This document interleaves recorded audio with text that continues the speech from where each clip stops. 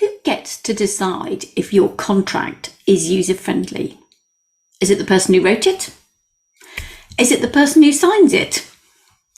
Is it the person who reviews it? Is it the tribunal or judge that tries to enforce it?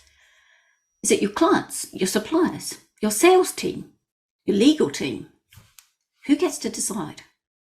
Well, the reality is it needs to be friendly to all of those users, in particular the businesses doing the transaction.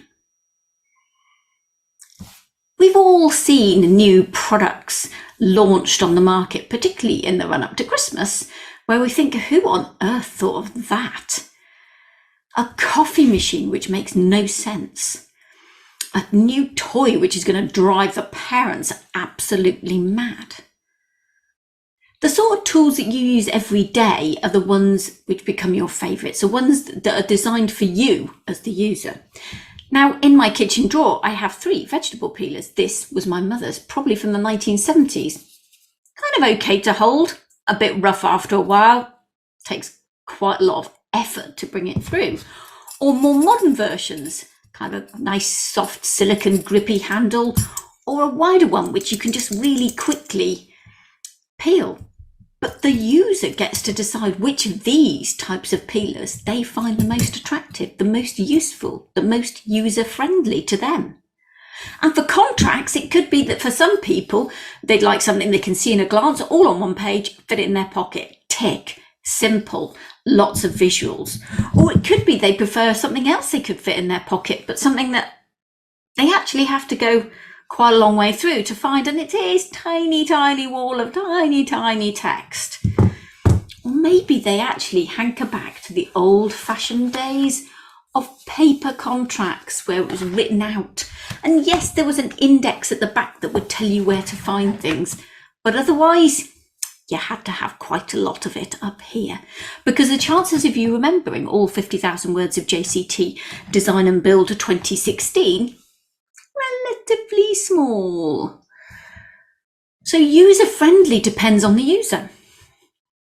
Now, after my mother died, I had to appoint a firm of estate agents to deal with her estate. I don't mean estate agents as in selling houses, but a company to deal with the probate.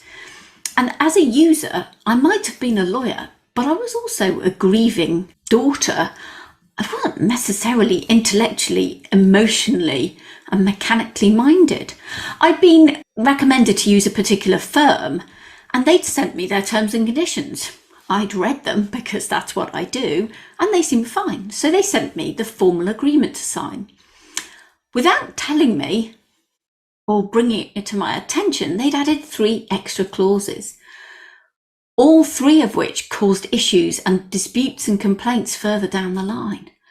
They'd sent it to me electronically without telling me they'd added these 3 clauses just at the end above the signature. I wasn't really thinking too much that they might have slipped something in the meantime. And when I'd finished signing it, I never received a copy to check it. So how could I tell until those clauses themselves became an issue? That wasn't user-friendly. It's really important that if you're dealing with the estate of a dead person, that you realise your client, the person appointing you, is grieving. They're not going to be the sort of person who, even if they're legally qualified, is kind of checking for the small print. They have to trust you. They're in a vulnerable position, and not treating them like that is really important. So we need to think about what user-friendly means to the particular client at the particular time we introduce it. The sooner you introduce your terms and conditions, the less likely they are to be busy, distracted, getting on with other things, pressurized or stressed.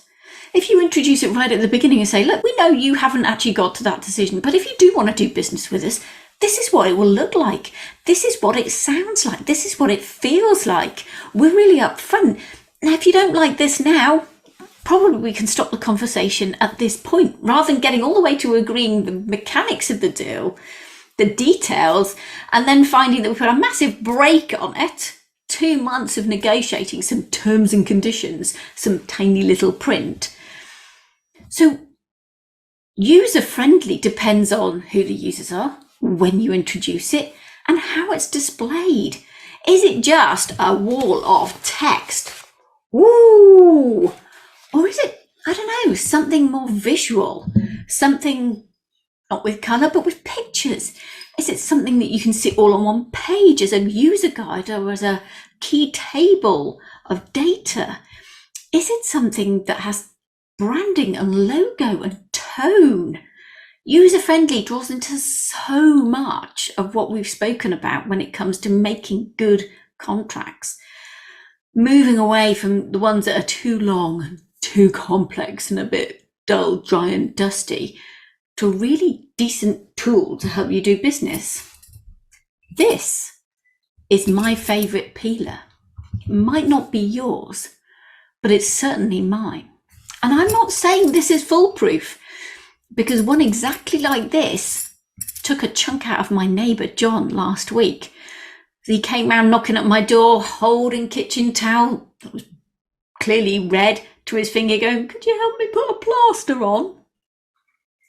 He'd used a peeler just like this, but he wasn't used to it, and he'd taken a chunk out of his finger.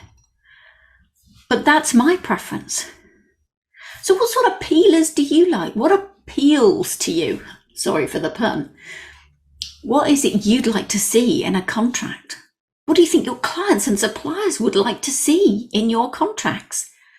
How can you make them properly user-friendly so that you really do safeguard your business without annoying your clients?